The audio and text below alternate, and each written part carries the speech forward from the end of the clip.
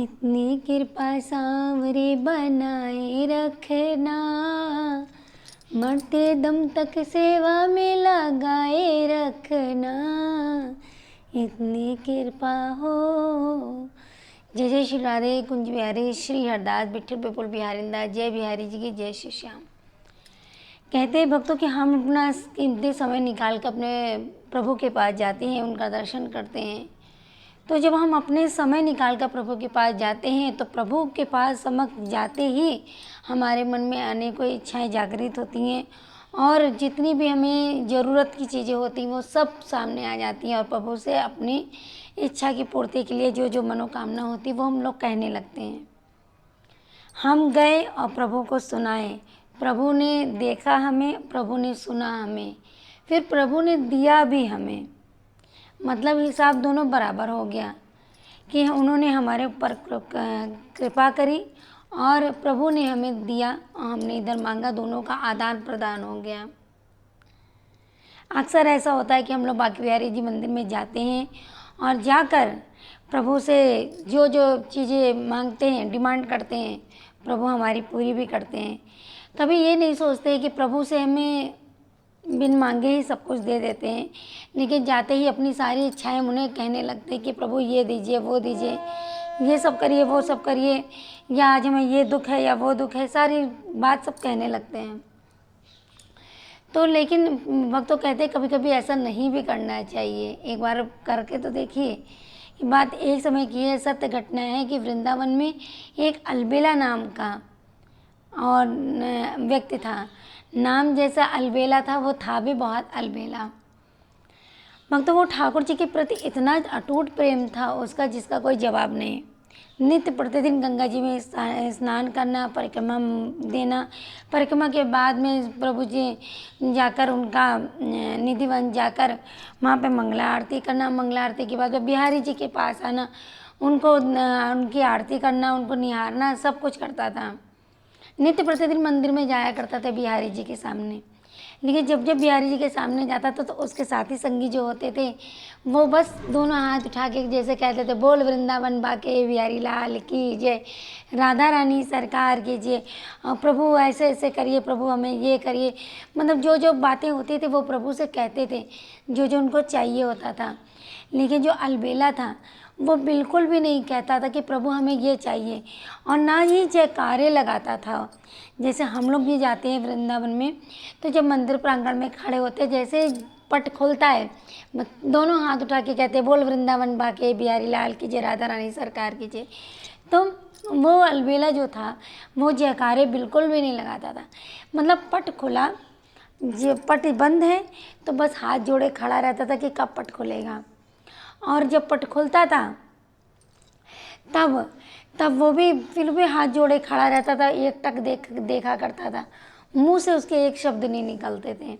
सिर्फ आता मंदिर में दर्शन करता, दर्शन करके तुरंत निकल जाता, कुछ भी नहीं, ना कोई जयकारे, ना कोई दिल की इच्छा जो उसको चाहिए या कुछ है, कोई मनोकामना, कहीं कुछ भी नहीं। ऐसा करते करते उसको सालों बीत गए। एक बार की बात है, अलबेला मंदिर में गया दोस्तों के साथ में, तो दोस्त सब कहने, फिर दोस्त सब जयकारे तो लगता ही लगता है, बोल वृंदावन बाके बिहारी लाल की, राधा रानी सरकार की जय। तो जैसे ये होने लगा फिर उसके बाद में उसने देखा कि जयकारे लग रहे पर हमें तो बिहारी जी दिख ही नहीं रहे कहीं।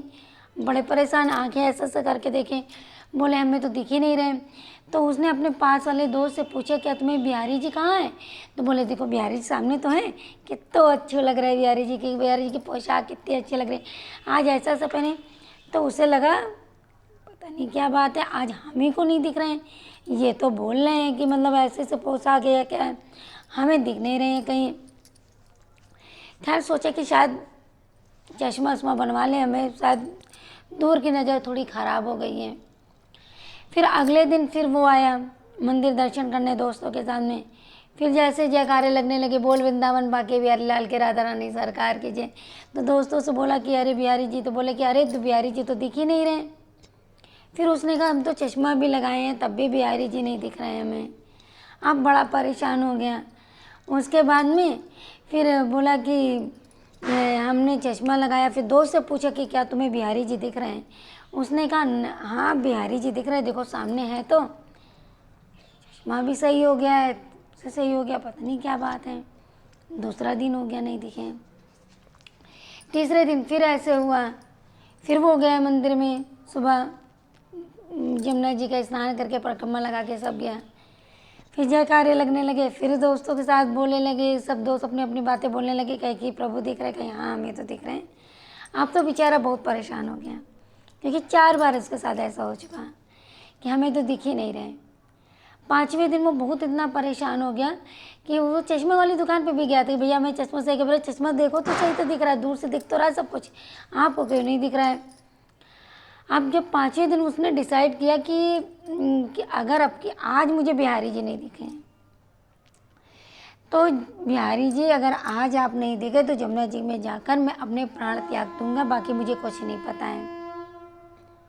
अगर आज आप नहीं दिखे, मुझे कल नहीं दिखे मतलब। फिर उसके बाद आया, जयकारे लगने लगे, पट खुला, बिहारी जी उसे दिखे नहीं। अब तो वो खूब रोने लगा, क्या बात हो गई, मुझसे कोई गलती हो गई, कोई अपराध हो गए हुए कि क्या कारण है आखिर आज आप मुझे दिख नहीं रहे हैं। आज तो मैं अपने प्राण त्याग दूंगा जाके यमुना जी में, चाहे कुछ हो जाए। रोता रोता चला गया यमुना जी के किनारे। यमुना जी के जैसे पाँव रखा और थोड़ा ही आगे बढ़ा तो बस हाथ जोड़ने का, प्रभु मुझसे कोई अपराध हो गया, कुछ गलती हो गई, इतने दिन से 5 दिन से मुझे दर्शन नहीं दे रहे हो, तो आप मुझे दर्शन कब दोगे पता नहीं। मैंने आपसे कहा था मुझे दर्शन दे दो, नहीं तो मैं अपना जीवन त्याग करूँगा, जीवन दान मतलब ख़त्म कर दूँगा। आपने मुझे दर्शन दिए नहीं, अब मैं यमुना जी में कूद कर अपने प्राण त्याग करूँगा, चाहे कुछ हो जाए। आधे यमुना जी जरा से थोड़ा सा दूर पार किया ही था, तब तक कि एक बंदे ने आवाज़, अरे भैया ये क्या कर रहे हो है। बोले कहीं, अरे तेरे मरने से तो मेरा बहुत नुकसान हो जाएगा, यही रुक मैं आ रहा हूँ अभी। तो कहे कि मेरे मरने से तुम्हारा क्या नुकसान होएगा। तो बोले देखो मैं तुम्हारे मरने से मेरा ये नुकसान होएगा। अलबेला से बोला कि देखो हमको कल मेरे देखो पूरे शरीर में कोढ़ हो गया है, ठीक है, कोई चीज़ मेरे कुष्ठ रोग हो गया है। तो बोले तुम्हारे कुष्ठ रोग है तो डॉक्टर को इलाज कराओ जाके, मुझको काहे रोक रहे थे। बोले नहीं ये इलाज तुम ही ठीक कर सकते हो। तो बोले कैसे। कह रहे देखो कल मेरे स्वप्न में बिहारी जी आए थे, उन्होंने मुझसे कहा था कि एक अलबेला नाम का व्यक्ति है जो कि तुम्हारे कुष्ठ रोग दूर कर सकता है, अगर वो प्रार्थना करे तो तुम्हारे कुष्ठ रोग सारे दूर कर देगा और तभी तुम ठीक हो पाओगे। कह रहे अच्छा बिहारी जी तुम्हारे स्वप्न में आए थे। कहीं हाँ, यानी 5 दिन से तो हमें बिहारी जी दर्शन ही नहीं दे रहे हैं और हमें हमारे कहने से क्या ठीक हो जाएगा। हम तो रो रो के अपने जीवन प्राण त्याग सब कर रहे थे, तो बिहारी जी ने दर्शन दिए नहीं और तुम्हारे कहने से क्या दर्शन देंगे। कह रहे ना हम सच्ची कह रहे हैं, बिहारी जी ने मुझसे कहा था कि अलबेला अगर मुझसे पुकार कहेगा तो मैं उसको दर्शन दे दूँगा।